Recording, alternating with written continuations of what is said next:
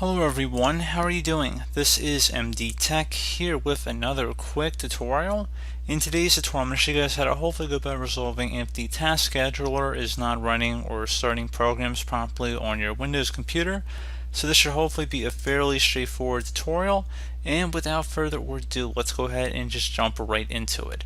So we're going to start by opening up the Start menu. Just left click on the Start button one time. Type in Services. Best match should come back with Services right above App, so go ahead and left click on that.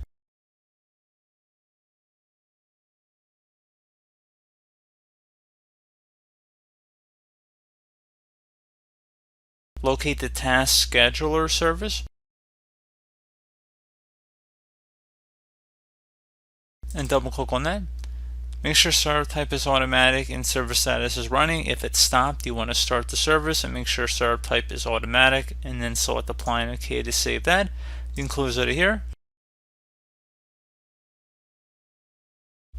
Okay, so once you've done that, you should just restart your computer. Hopefully that has resolved the problem. You can also try running a system file checker utility too. So if you open up the Start menu, type in CMD, right click on the command prompt, select Run as Administrator, select Yes, and now if you just type in SFC space / scan now, so again SFC then a space / scan now, hit enter on your keyboard. This will run the system file checker utility.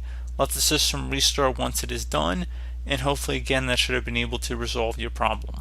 So as always, thank you guys for watching this brief tutorial. I do hope I was able to help you out, and I do look forward to catching you all in the next tutorial. Goodbye.